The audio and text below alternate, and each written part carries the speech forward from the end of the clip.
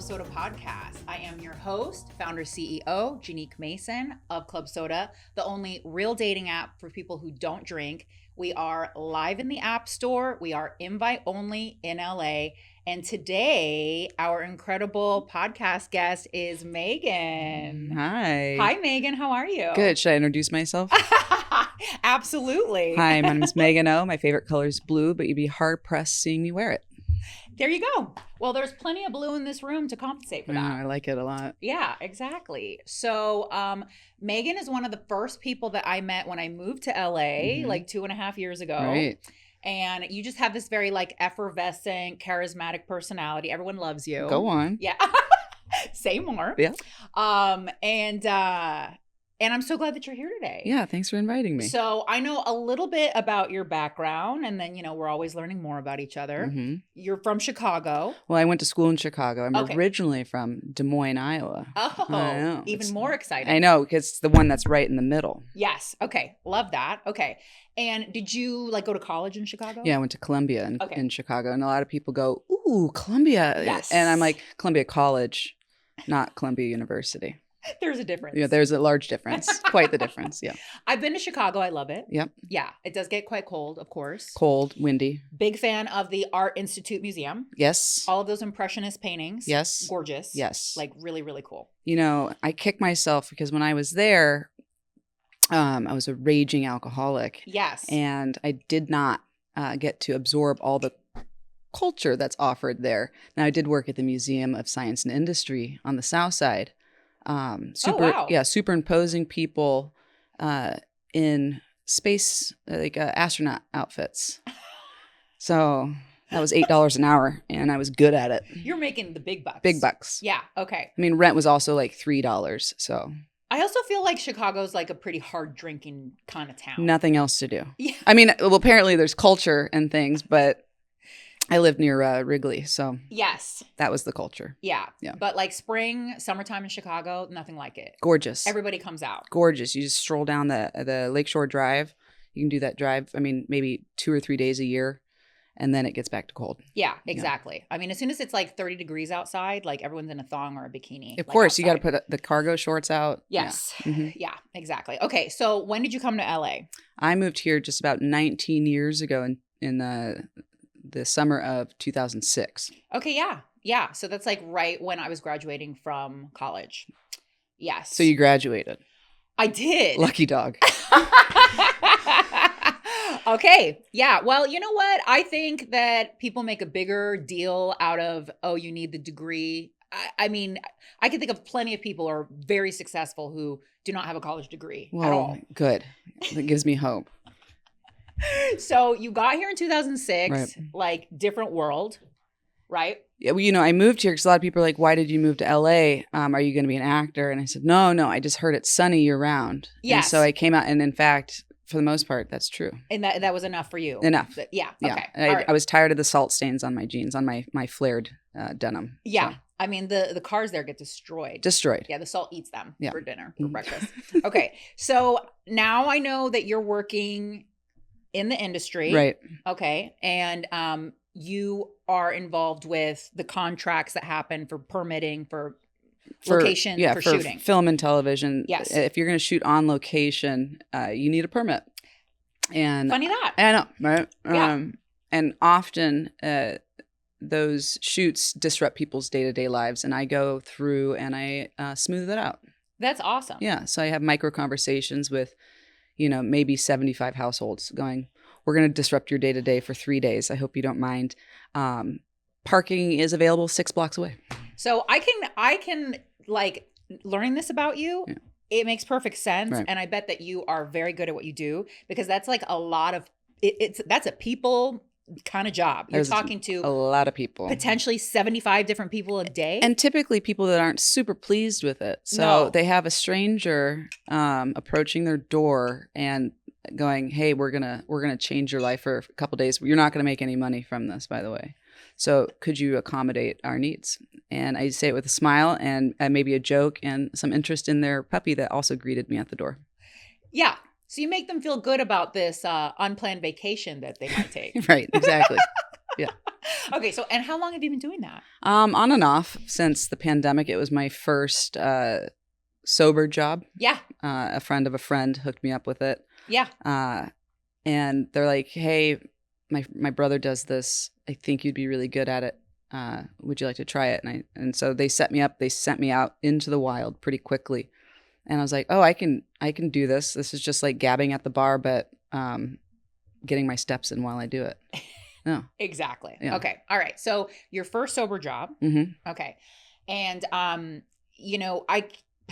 being here in LA, of course, I keep hearing bits and pieces of kind of like what's going on in the industry. Right. So if you're getting permits for shooting on location, Right. to me that indicates that there are some things being shot here. There's some consistent shows that are shooting here. LA has a lot of cop shows for good reason. There's a lot of crime in Los Angeles, and so they're like, let's monetize that. And so we're constantly So there's quite a few cop shows, and Netflix has quite a few buildings and projects here. So I'm working for them a lot. Apple's been shooting a lot. But I'll tell you this: I started this job in 2020. Then I went to another job. Right. And then I came back in 2024. In 2020, I was busier with production than I was in 2024. So there's been a pretty noticeable decline in production. So it's consistent with what I've heard. Yeah, correct. Yeah. We were down 36% last year, and then we're already trending down from that this year. But people on the inside may tell you that might turn around. There's people investing in some large studio spaces. So okay, well, fingers crossed. Right. Yeah. I just got here, so I'm not ready for LA to kick the bucket fully. No Detroit right now. No Detroit. Right? Do you remember that, like in the middle of the foreclosure thing when like houses were like $100 in Detroit? And it's more expensive to tear down a house in Detroit than it is to build one or to buy one. Yeah. So you can buy a house for $14,000 because it's decrepit. But if you want to tear it down, it's going to cost you another, I don't know, 2 or 3 times that amount. Yeah. And I don't know what the story is like with Detroit right now at this point, but my mom's from Ohio. Okay. So I would go. She grew up in Toledo. And when my grandmother was still alive, I would go back, to the Midwest every summer, take my mom to visit my grandma. Oh, good. Yes. And so we would fly into Detroit, fly out of Detroit, and maybe take like a day to like cruise around Detroit. Yeah. Being very, very young, I remember it being like terrifying. Like you didn't want to get out of the car. It just felt really scary. Because of all the guns and the crime. It just looked like a bomb had fallen. Yeah. Right. But I will say more recent years, I think a lot of, artists and other types of people have come in, and I've heard that there's been some positive things. So I don't know. Yeah. I have friends that are from there, and then they remain pretty positive, and they're actually pretty enthusiastic. Maybe even braggadocious about how great Detroit is right now, because it's a lot of small businesses, rebuilding communities. Mm-hmm. There's a real sense of community for the people that kind of stuck through. God bless them. I know. I can't do it. No. I'm here. Plus, you thought Chicago was cold. So Detroit. Even colder. Yeah. At least Chicago's got, I don't know, Chicago-y things. No, it's true. Right. No, it's vibrant. What are you going to go to Detroit and look at vehicles?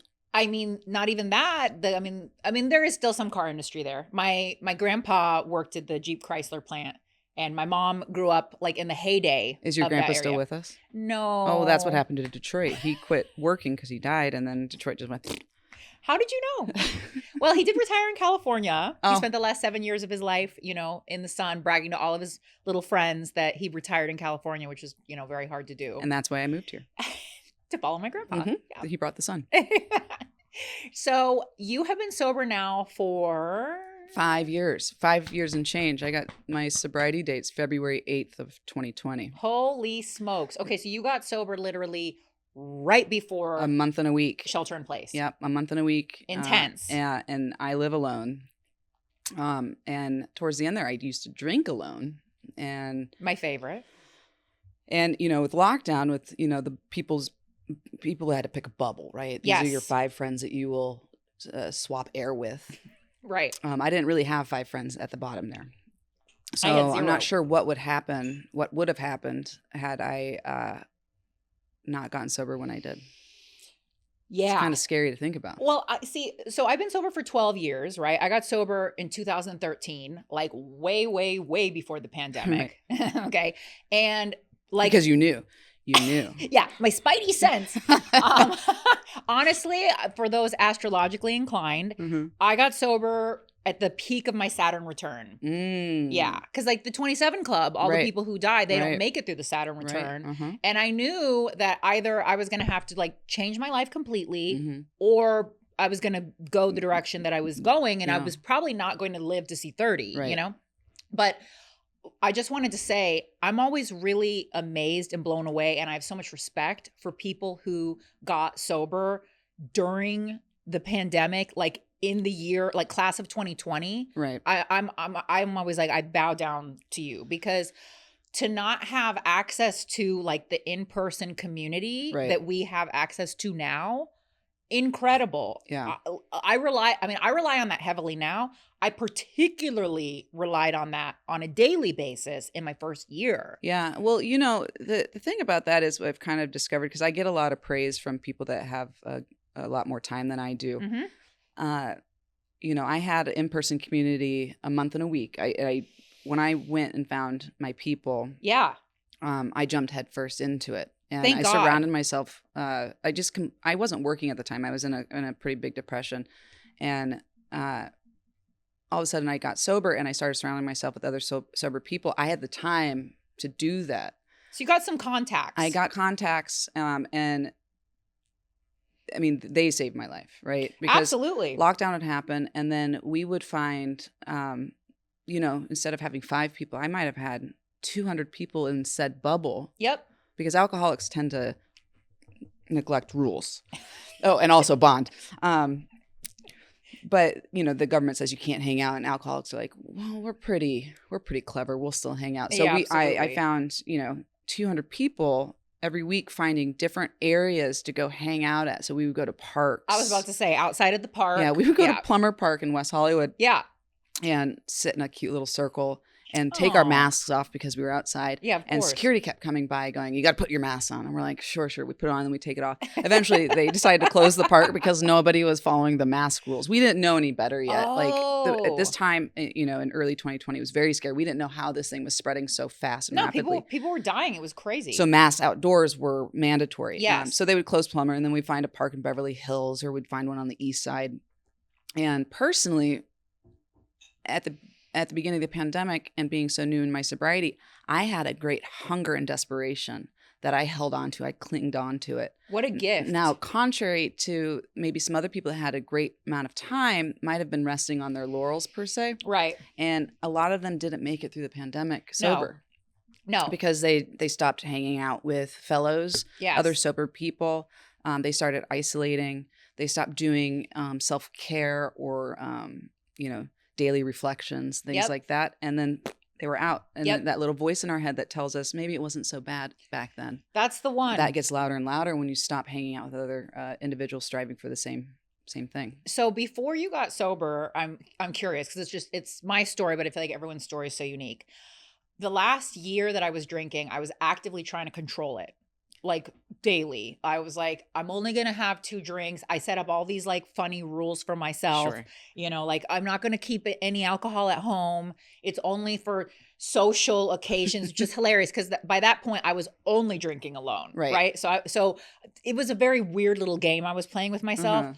So at the end, I had kind of tapered myself down, like just on my own, because I was like, okay, I'm gonna save my 2 drink rule, which of course I couldn't really have. I like how you were shaking when you said it. I'm just 2 drinks. But that's what it was like, right? Yeah. Like I'm like the end of the second drink, I'm like sitting on my hands, like, well, it was just beer, so that's okay. Or what was the ounces, or how much was the proof of alcohol? Like all of these. The proof of alcohol, wine proof and beer proof.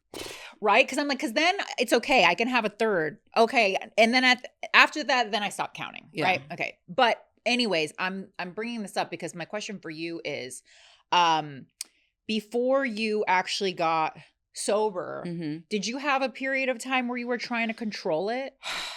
I hear about the controlled drinking a lot, and I would have that on occasion when I'd go out and be like, and this sounds so sad to say, I would have a 2 drink minimum because that's all I could afford at the time. I mean, that's real. And But when it came to me controlling my own drinking in the privacy of my house, my rule was you can't drink more than this bottle that you bought. And at the end, it was a bottle of vodka. I could get a Svedka for $9.99 at Ralph's with the Ralph's coupon. And Top shelf. Yeah. I mean, you have to bend down to get it. So yeah. I mean, I would drink the Taka stuff. Yeah. Okay, well, so that's even worse. You know, That's occasionally bottom. tequila would go on sale for $5.99 if you bought 3, and then I was like, okay, I can't drink more than 3 bottles today. I love it. So my limit was on what I could really afford. There were budgetary constraints. 100%. Yeah. Mm-hmm. And that's why I have friends that have deeper pockets than I do that maybe drink very similar to the way I do, and I know that they're gonna have a harder time finding potentially necessary sobriety in their lives. Yeah, I hear you. Because the restrictions aren't there. The restrictions help. Like you're bringing me back to a core memory that I had blocked out, where I would always offer to host. Oh my God, so smart! I know where this is going. Because everybody would bring the booze. And you got the leftovers. And then when they would leave, which is what I was waiting for, yeah. I would go around the house. Tell me if you do this, because I still do this too today. I set all my clocks 15 minutes fast. So people leave just a little faster. I'm like, oh, look at that. It's time. I should do that, because I definitely can have a problem with tardiness. Yeah. Yeah. That thought has crossed my mind. I did beat you here today. You did. Yeah. Just by a few minutes, though, which was great. But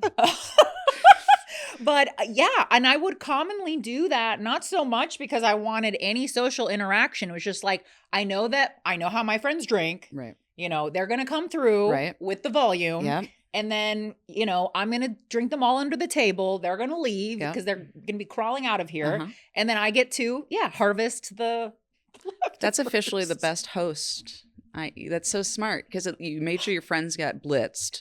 They crawled away. And, you know, did you ever tell your friends that somebody else wasn't bringing anything, so they brought more, and then you tell the other person that so-and-so's not bringing it, so then everybody doubles up, and you're like, oh, so Sarah came through after all. I wasn't that strategic, but, you know. Next time. I mean, next lifetime. Yeah. Yeah. For those still out there drinking. Tips. Yeah, exactly. Yeah. Exactly. Okay, so you end up getting sober, a miracle, right? Super miracle. During the pandemic, crazy. Yep. Okay. And then, you know, kind of since then, right? Because you're like a COVID baby, you know? I hear that. And then I get a little defiant. I'm like, no. I got sober a month and a week before lockdown. I knew what life was like sober before lockdown, but yeah, I am a 2020 baby. So here in LA, you know, like the recovery community and also like sober friendly, sober curious community is huge. Yeah. Very young, lots of exciting, cool, interesting people. Right. I moved here January 2023, but I was actively trying to move here since 2020, you know, and where I'm from in Northern California, in the Bay Area, like once COVID hit, my whole recovery community pretty much like dispersed. Everybody like left and moved or got married and had kids and were never to be heard from again. That's the case, man. You know, but what has your experience been like for you here in LA? Like, because obviously you've been in LA way before the pandemic, but you got sober in 2020. As a sober gal, you know, post COVID, how are you finding your experience to be and like the community here? You know, well, first and foremost, I see a lot of establishments, you know, bars or restaurants offering non-alcoholic versions of anything, or you know, alfrescas and things like that. That's cute. Which I think it's a note to, I think the generation Gen Z, I think they drink less. Yeah, they do more drugs, I think. Just Adderall. That's what I've been told. Yeah, it's probably true. I hope not. The drugs today are just no bueno. Oh no. It'll kill you. Yeah. It'll kill you. It's just fun. That's funny how that works. But I think they do on average consume substantially less alcohol than us of a millennial generation. And I was reading, it was actually yesterday, I was reading an article about the women's health. Typically women between 30 and 40 are now having health issues because their drinking has increased so much. Now 30 to 40, that's a millennial. That's like the wine moms and whatnot. Yeah, they have mom juice and things like that. They like to get fucked up. They're drinking as much, if not more, than men are these days. But they got a lot but to their drink enzymes over. in their body can't digest it as well, so No. they're becoming sicker faster than their counterparts, the male counterparts. But it said nothing about Gen Z, so I'm assuming they're fine and only doing cocaine now. I mean, the hangovers were so ungodly at the end for me, and I was not even 30. To be 40 today, I don't even want to. I don't exhaustion. even. Well, God. I was 35 when I got sober, and my hangovers were a migraine with nausea, and the shakes, and it was no fun. And there was not any fun. There was a cure for it, and that was to drink more. Well, and that's what I was about to say. Like I would get up in the morning, drink the tequila that was on the nightstand from the night before. You had some left over? Lucky. Okay, so I would have a glass like this. Yeah. Filled to about here. Yeah. Or really here. Right. Proper pour. I get it. What is that? 50 shots? I'm being dramatic, but quite a few. Okay. Drink that until I passed out. And then it was there for me in the night. Yeah. Because of course, when you're drinking like that, you have to take a couple shots in the night. Yeah, you got to get back to zero. You got to get back to Yeah. Then I wake up in the morning, start my day with a little bit of that. Yeah. Throw up in the shower. Yes. I was a brush your teeth and throw up girl. Yeah. Like very efficient. Yeah. Right? Yeah. Okay. It was, at least we were near, where it could be washed away. Hold on to the sides of the wall in the shower, Yeah. pray for death, wait for that to pass. You just sometimes got to sit down. Sit down. Yeah. Well, make sure there's you're not sitting in your own mess. But yeah. It's great. Yeah. Okay. It's really great. Yeah. And then just wait for like the morning to pass. Yeah. Right? Yeah. Until like lunch or so. This is where the deal making would start. Yes. I'm not going to drink until, ideally it should be after work hours. That's the goal. Yeah. It's 5 o'clock somewhere, but then you used to go, like, it is 5 o'clock in Shanghai. And even though it's like 8 a.m. here, it is 5 o'clock. I had coasters that said that all over the house. I had a coaster that said, don't meth with Iowa. Well, it's because that's where meth is from. Oh, indeed. Mm-hmm. One of a large manufacturer. Yeah. But the hangovers. I mean, I do not miss that. I still wake up grateful every single day because, you wake up, at least I wake up with gratitude every morning. But the number one gratitude starter is, oh my God, thank God I'm not hungover, because I've had COVID a couple times. I've had the flu and things like that. I've had a headache. Sure. I've had a bad day. And as bad as those moments are, as bad as my worst COVID moment was, I was like, this is not anything compared to a hangover. And I'm so grateful every morning that I don't experience that tremendous pain of a hangover. Yeah. So. I mean, I do not miss that morning routine. Mm-mm. That was rough. The dance. Horrible. The stumble. Literally. Yeah. To get up today and then like make my pre-workout and go to the gym and lift weights, I feel so blessed. Yeah. Oh, I just have my coffee in the morning and I just sit and I do about 19 different word games. I use my little brain in the morning. I have a brain in the morning. It's the wildest thing. Right? What a gift. I know. I dreaded the mornings, and now I'm kind of like a morning person. I love it. I say morning girl. I wake up at 6 just so I can have an extra couple hours of this beautiful day. That's every single day. Totally amazing. Yeah. It's a 180. I wish you would have known me 5.5 years ago, and then you could see me today. Do you? Well, you probably wouldn't have asked me to be here. I would come to make an amends to you, that's for sure. Well, I was going to ask, like for me, when I hit my bottom, which is relative for everyone, right? I hadn't lost any outside things, but inside I wanted to die. Sure. I just didn't want to be here anymore. Right. And I can remember when I kind of had that moment of clarity. It was like uneventful in the sense that like nothing crazy or dramatic had happened. All the crazy stuff had already happened. Right. And I was just like, I don't want to live like this anymore. Right. Yeah.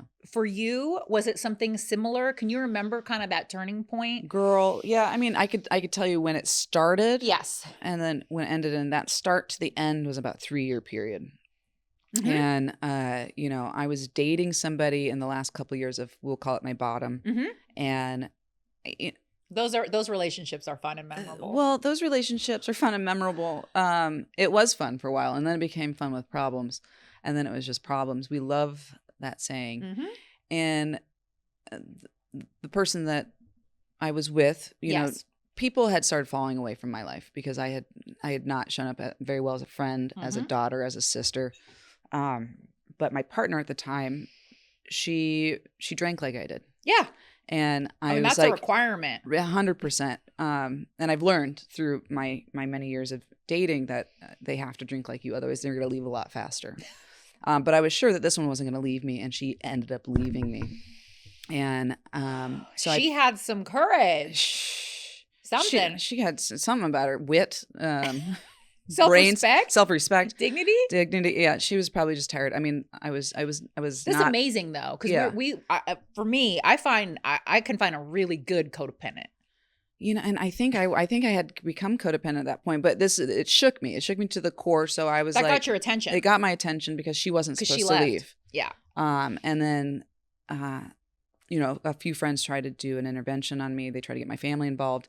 Oh, you had some love in your life. My family very much loved me, and my friends very much loved me, even though they had kind of removed themselves. They did one final try at it, and I manipulated my way out of going to rehab. And what did you do? Well, my parents. Oh dear.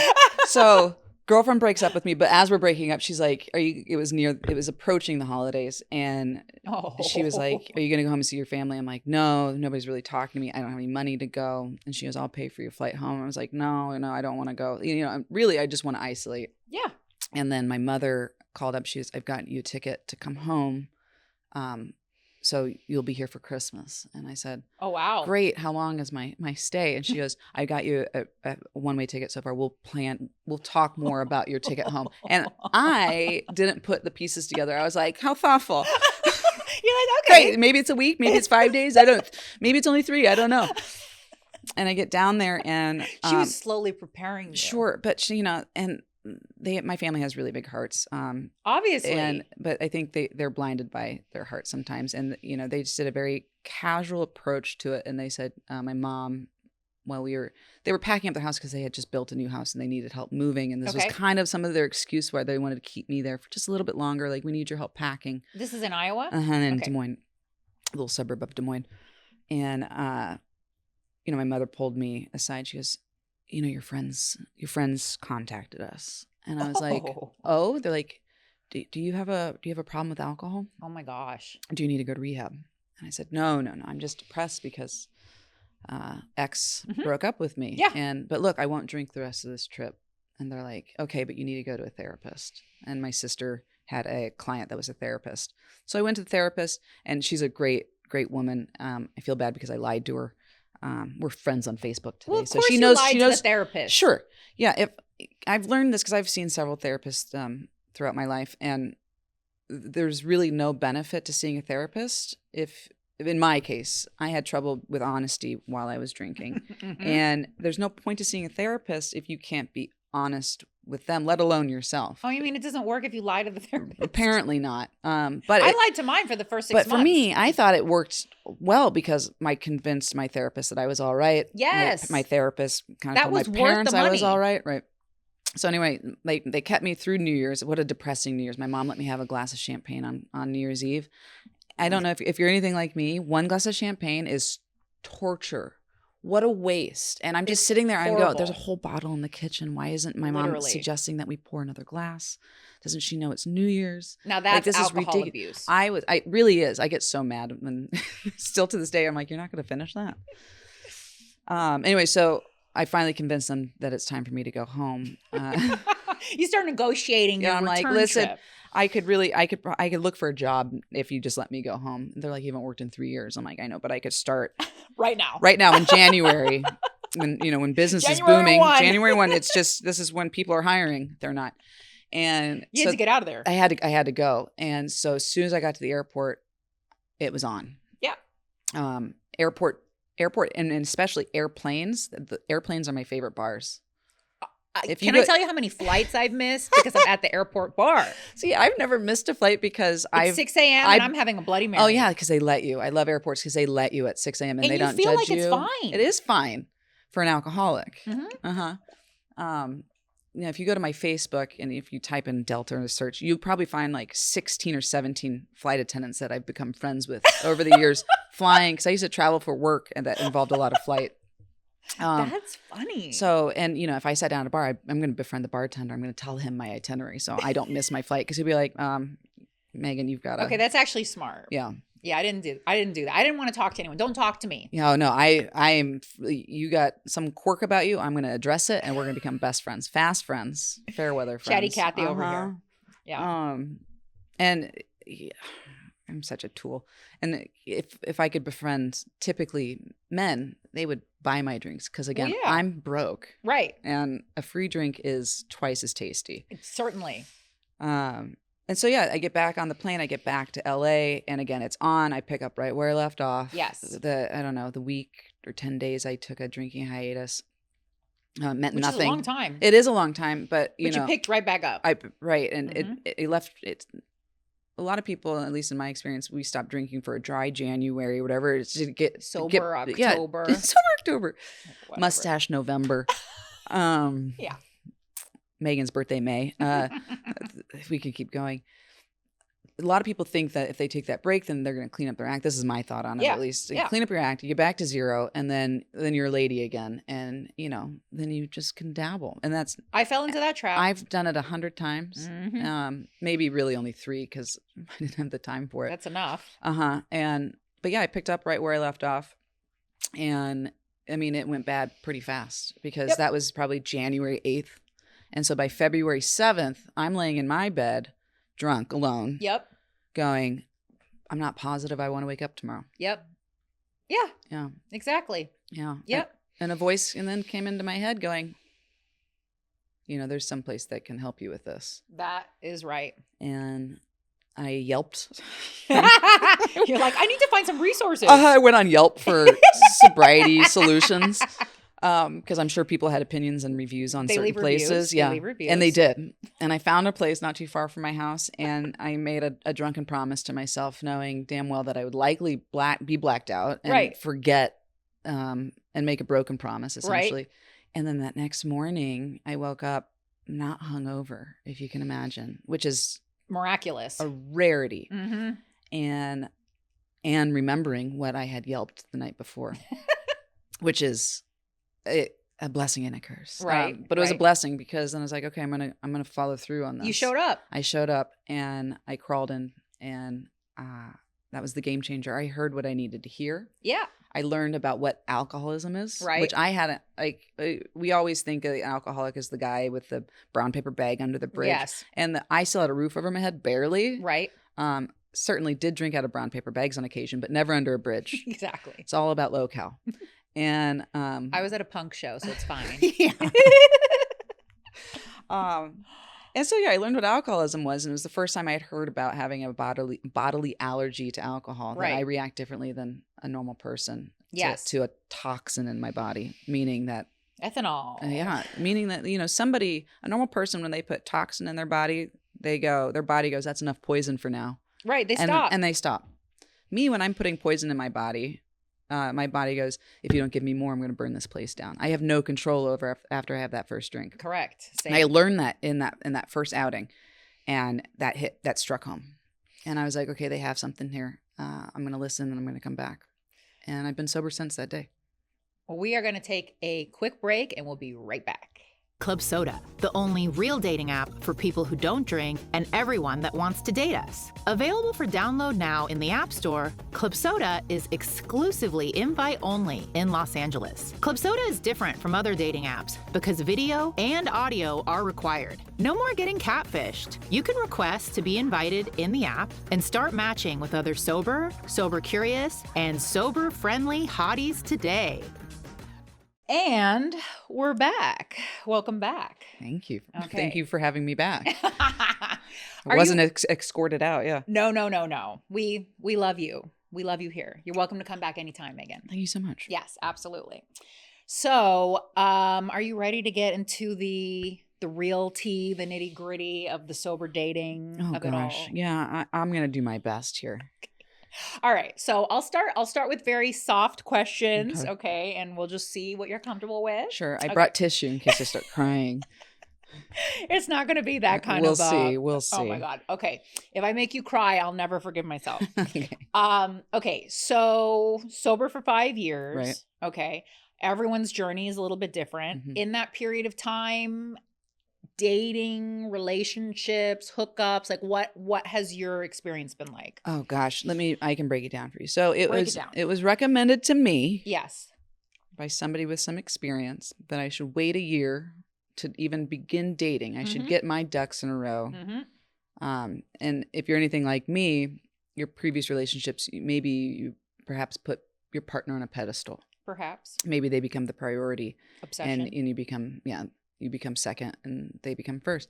And so in order to break that routine and work on yourself, it's recommended to wait a year. It's a good suggestion. Not everybody listens to it, but No.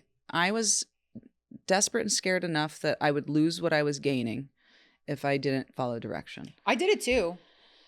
So I waited exactly a year, and To the then day. to the day, and then the next day I opened up some dating apps. You were like, okay, let's get back out there. Let's get back out there. Let's see what's going on out here. And Mhm. man, I hate dating apps. So this is like spring 2021. Uh-huh. So we're kind of half mask, half not. Right. Patios are open. Yeah. Luckily, we're in sunny California, so there are patios. Yes. And, I did meet somebody maybe 3 months into the dating apps. Oh, you did good. And pursued a relationship with this person. Oh. But I want to step back a little bit. I want to go back. Yeah. The 3 months leading up to that first relationship. Mm-hmm. I went on several first dates, and I found a pattern, which it seemed funny. It seems funny to me now. At the time, it was kind of frustrating. I was going on dates with people that in the first date I would usually prior to the date, but certainly at the date, I would say, by the way, I'm sober. So if we met at a bar or restaurant, I would say, by the way, I'm sober, but you're welcome to drink in front of me. It's just so you don't have to be uncomfortable about it. I'm okay. Yeah. It's good to be upfront about that. More than once, maybe 3 or 4 times. Here we go. The person I was on a date with would then address their relationship with alcohol. I fucking hate that. One person was like, I was like, you're welcome to have a drink if you'd like. And they go, no, I need to take it. I need to take a break myself. Great. And I'm like, oh, like you want to take like a 30-day cleanse? And they're like, maybe even longer. I'm like, oh God, do you want to talk about it? And this happened several times. And somebody was like, I used to be sober and I'm not now. And I'm like, okay, do you want to talk about it? And for a majority of the date, they then go through and tell me about that.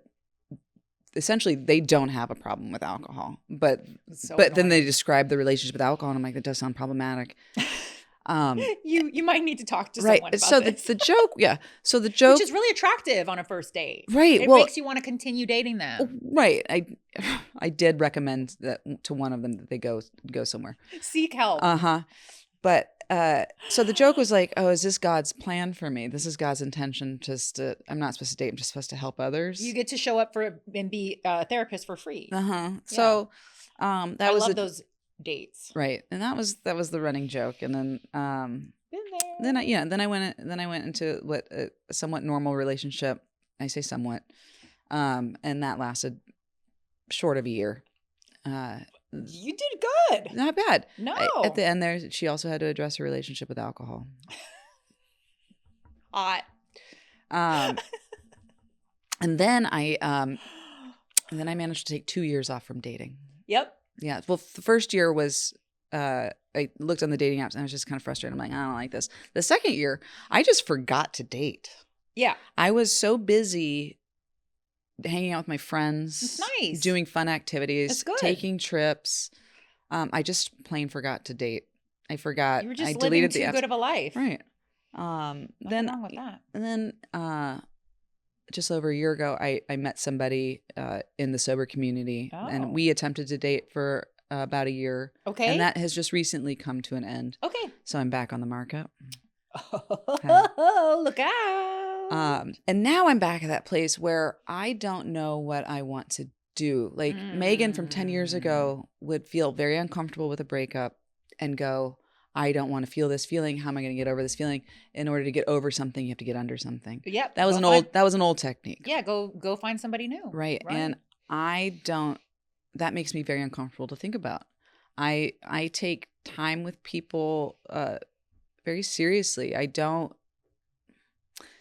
If I don't have that liquid numbing device called alcohol, I see people for who they are, and I'm curious about who they are. Imagine that. I know. You're thoughtful. I know, but I'm a little scared about it because I love most people I interact with in the world. I really enjoy to a degree that I could spend 2 or 3 hours with them, and then it's back to Megan time.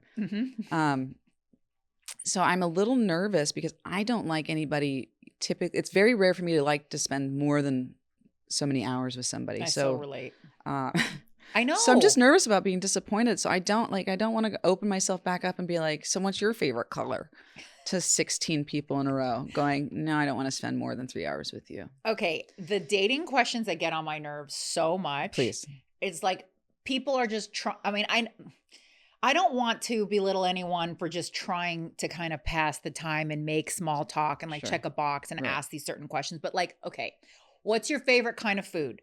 Bitch, I love all food. All of it. Okay. Yeah. Don't make me choose just one. Name it. Yeah. You know, what's your favorite color? Yeah.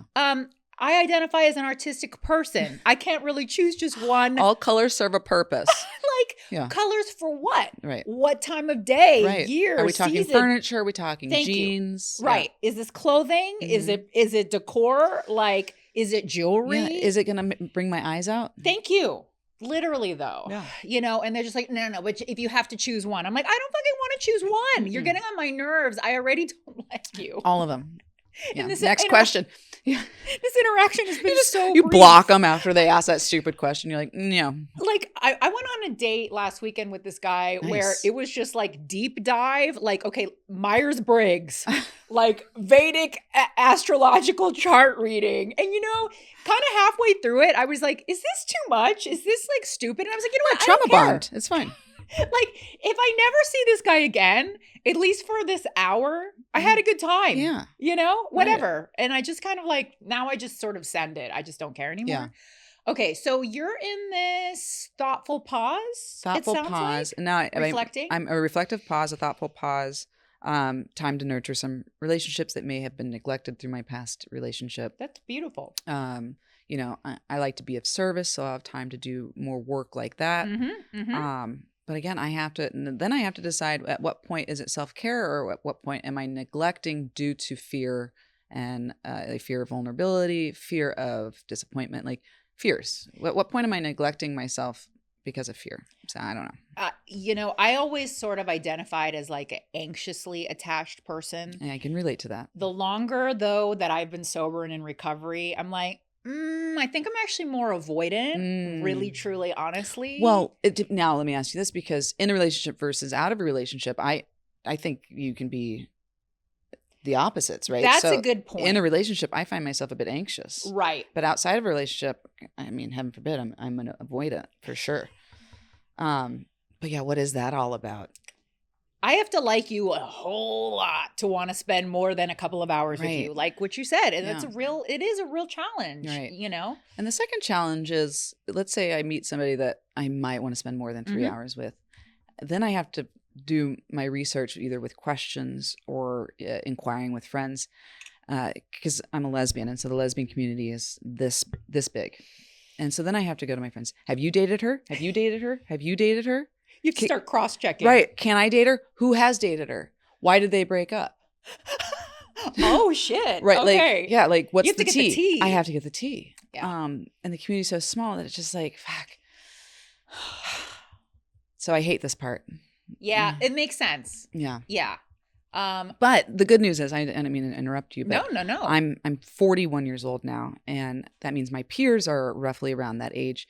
And statistically, quite a few of them are going to get a divorce about now. I'm telling you. So I'm here for all the daddies. There's going to be a whole new pool.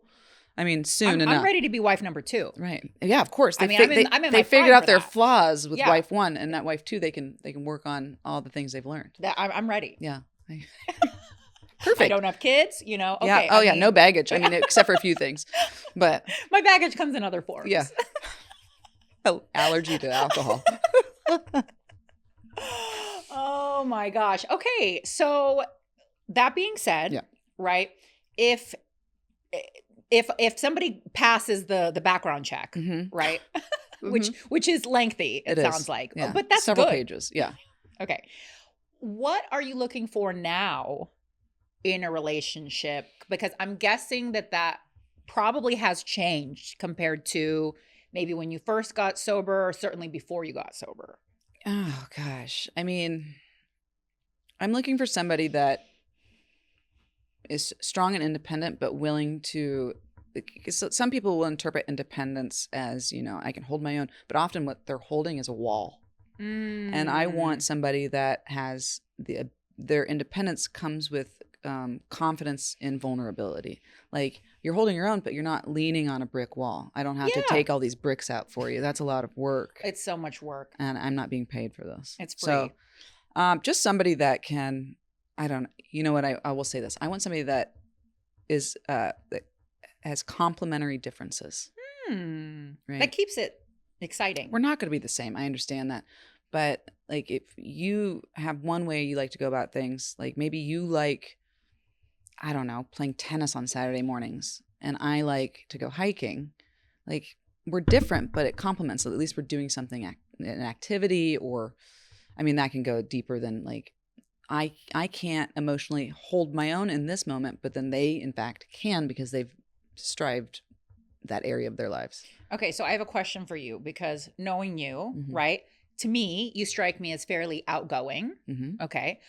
I feel like for myself, before I got sober, I was always attracted to guys that were like needed to be the center of attention, like very entertaining, charismatic, suck all the air out of the room. Yeah. Right. Okay. In sobriety, I found that I kind of tend to prefer a more quiet kind of guy. Yeah. You know, that's been a shift for me. Yeah. Have you noticed anything like that about yourself in terms of like the dynamic? It could vary. I'm the person that sucks the air out of the room. Right. So, Right. But Same. I also think that I in the best way possible. I with positive intentions. Mm-hmm. No malintent on my part. I think I personally think the way that I show up is, though I'm outgoing, I'm extremely, it's a calmness that I didn't have before. So, well, you're sensitive too. I'm sensitive. Yeah. I was told by somebody that I'm the most serious, funny person that they've ever met. I could see that. I like that. Or serious, silly person. They didn't call me funny. They called me silly. Yeah. It's fine. Yeah. So in the dating realm, I mean, do you tend to like more outgoing or introverted? Maybe you like both. I'm just always curious. You know, I've done both. Yeah. I'm outgoing to a certain degree, but I've learned in my sobriety that I'm quite the introvert as well. And I think there's a name for that. Mhm. That's when you're both. Yeah. Just depending on the situation.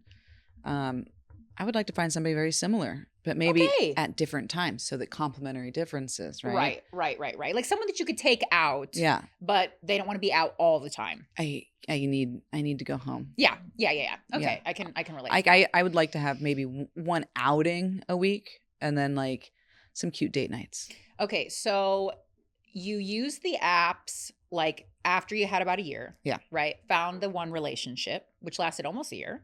Shy of a year, yeah. So you were on the apps, you were going on some dates. Yeah.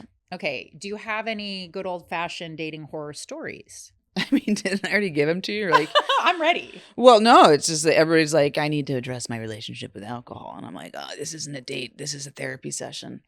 Yeah. Besides that, no, and even those moments, everybody was very pleasant. Like, okay, so nobody left crying. And at least not in front of me. Very well, I could have made them cry. Right. You know. At home on their pillow in the middle of the night. I doubt I impacted them that much. So no nightmares. No nightmares. No drunk girls or blackout. You know, I have a tendency to block things out. I could think about this. I do that too. It's a great coping skill. Yeah, no, I think it's just ultimately so many of them just didn't strike home as somebody I would like to spend a lot of time Yeah. with. Yeah. Fair enough. Totally fair. But I'm not on the dating apps right now. At some point, I'll rejoin them. Yes. And I would love to come back for a second time to tell you just how horrific it really is. Or maybe the tsunami of divorces has come through and I'll have a positive story. But yeah, nothing too crazy. I'm terribly nervous about it. I get it. Yeah. So with that being said, do you feel like you would prefer to date someone who is sober, or are you equally open to not sober? Question of the month. Normal drinker. There's two ways to go about thinking, right? If they're a normal person and they're not approaching our first date by discussing their relationship with alcohol and trying to defend that their Coke bender was normal. If let's just say they are normal and they have one or two and then or can take it or leave it, that would be great. That would be fantastic. I'm not seeing those, but it would be they're rare. But at the same time, dating somebody that's also sober, depending on what their sobriety looks like. Right. Because some people just get sober and they, forgive me if I start using some language that's fine. No, you're good. Alcohol for a lot of us is a medicine. Yes. And the solution, if you will, to irritability, to social situations, to so many things, to traumatic and past. For some people, when you take away alcohol, their medicine, and they do nothing else about it, they become these crispy, angry, dry. Yeah. Untreated. Mm-hmm. And so there's a risk that if you date somebody that is sober but has chosen that path of sobriety, that it's not going to be very beneficial to me and what I'm looking for.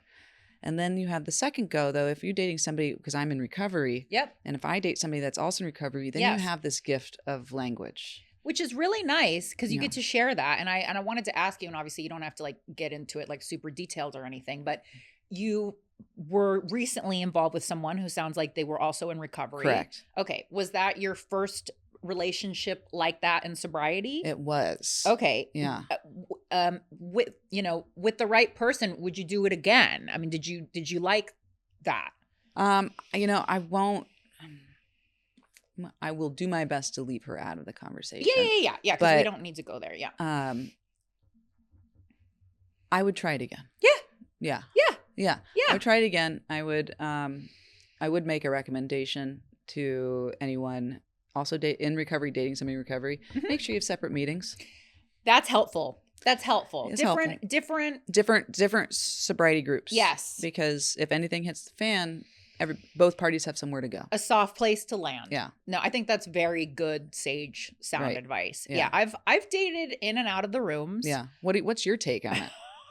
Well, I tend to get these guys that are the newcomers, and they very aggressively pursue me. Wait, how new?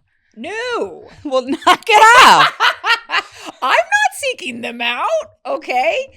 They're like 6 months or less, right? New, yeah, right? And they're obsessed with me. I mean, can you blame them? No. But I'm going to get the short end of the stick in that dynamic, because ultimately when it implodes, right?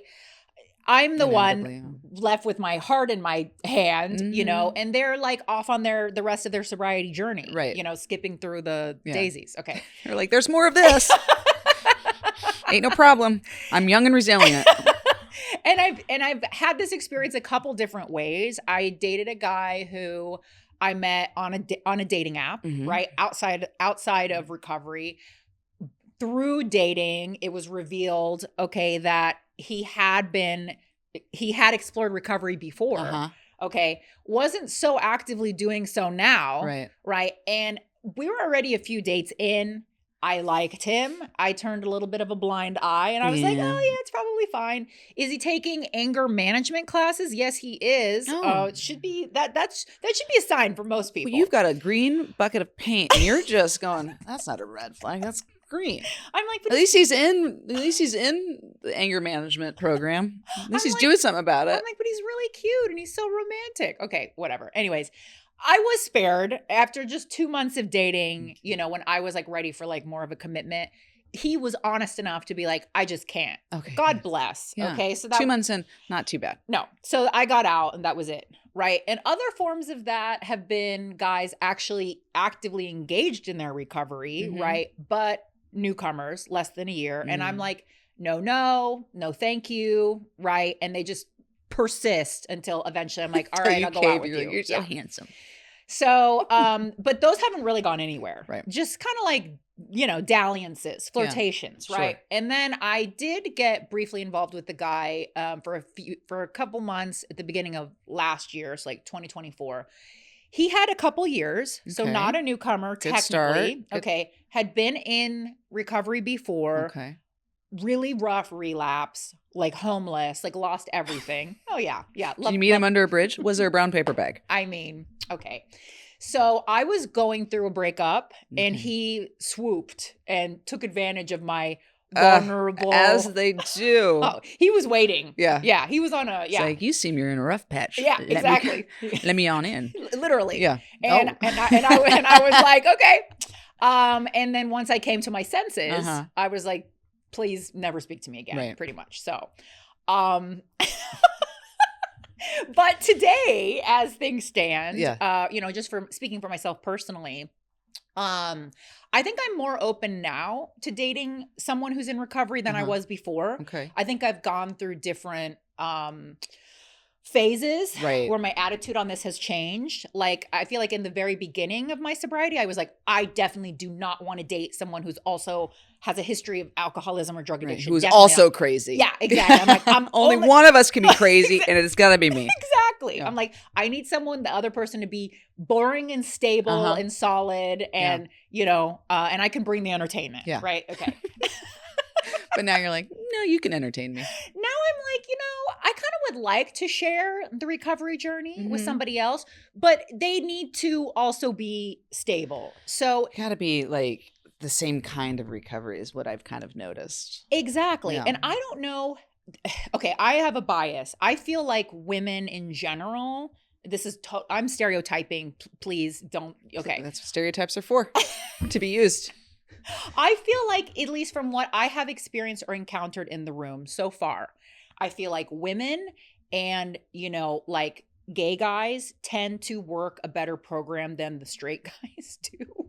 And I find more women and gay guys with long-term sobriety and a type of recovery that I actually like align with Right. than like the straight guys that I've met so far. Prove me wrong, please, but I would say that your statement doesn't scream false.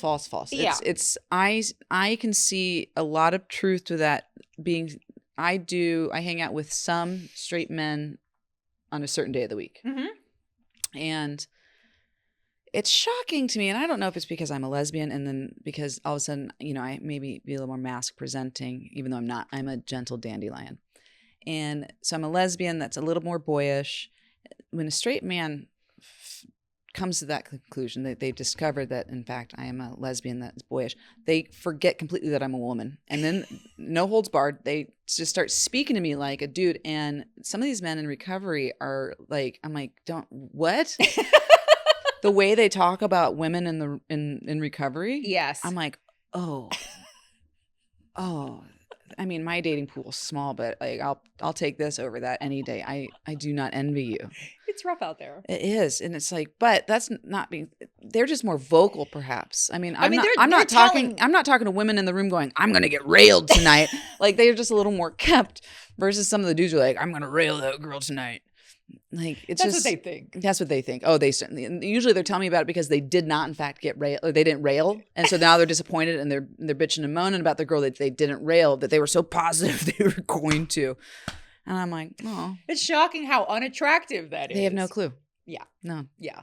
Zero game. Yeah. Yeah. Yeah. So they're just a little bit. It's potentially because they're more vocal than the people that you described. But you also said gay men, and they're quite vocal. But they are just, But in the best way possible. yeah, they're just spilling tea and shooting sass. It's right. I love that. I go back and forth, and ultimately it just comes down to the individual, right? Mm-hmm. I think that I'm kind of past my era of like, okay, if I date a guy who's also in recovery, who's like sober like me, Yeah. right? they must check XYZ box of certain amount of time because I have this much time and their program must look like this. I'm in a little bit more of a surrendered place at this moment. Yeah. Could change tomorrow, where I'm like, depending on what I believe the universe is going to send me, at that time, I'll cross that bridge, you know. And That's a really good, I would agree with that. That's the best way to go about it. Universe, what do you got for me? that's it. And it's either a lesson or an opportunity. Because I know people, you know, in recovery who, I can think of one couple right now where when they met, one of the guys involved was like basically brand new. Okay. And they're like married now. Yeah. They've been together for like 25 years. Probably several dogs are involved. Multiple dogs. maybe a well, cat. one French bulldog. Yeah, required. That takes the care of 2 vets. So it's true. yeah. And, you know, and they make little jokes and quips about what it was like in the very beginning and how everyone poo-pooed them, right? Because like the one was seen as like taking advantage of the guy who was like brand new. Okay. So you just don't know. I'm not seeking out that dynamic, right? But like, I think I've gone through different phases of being more militant. Yeah. Of like, this is how it has to be because, you know, now I'm a little bit more relaxed. Yeah. And I'm like, see what happens. in recovery, not in recovery, like, let's just take each person at face value. Let's just start with, do I want to spend more than 3 hours with this person? That's the first test. That's where the line is drawn. Yes or no? Oh, I do? Okay. Do you actively use cocaine? No? All right. We just moved up a notch. You know, and going from there. But trust that the universe brought somebody in your life for a reason. Again, either it's a lesson or an opportunity. Yeah. An opportunity to love, an opportunity to learn how to love better. Right. A lesson of what not to settle for. Exactly. Yeah. Because we're not here to settle. No, especially after we gave away our medicine. We're here to grow. I've given up enough. Yeah. Yeah. Thank you. I gave up my hellish life for this. I mean, I gave up total despair for this. So I have to ask you, are you familiar with the Club Soda dating app at all? I am. I'm still waiting for my invite. Okay, great. So I'm going to send you your invite code. Oh my God. Is this the beginning? This is how I get back on ice? Is this a God shot? I'm swooping in. Yeah, because I We're don't think you knew pool. that I was single when you asked me to do this. No, I did not. And I will say that Club Soda is also for friends. So no pressure. Okay. No pressure. All right. But I will send you an invite. And with your permission, once you create your profile, I'd love to show a little snippet. Sure. But get the good one. Yes. This one. All the angles. And don't forget you. Hi. All right. So if you had, and we'll kind of end with this, if you could speak to you, right, like 5 years ago when you were first getting sober, okay, now with what you know, with the different dating experiences that you've since had, if you had a little like sober dating relationship nugget for yourself, what would that be? Don't panic. If it's meant to work, it's going to work. You don't have to claw at it. You know, there's a saying we say in recovery on occasion. Anything an alcoholic lets go of is going to have claw marks on it. So I would probably tell myself to acknowledge that and maybe hold things a little less tightly. I love that. Let go or be dragged. Mm-hmm. I'll be dragged all around town. Yes. Rug the talons. Yeah.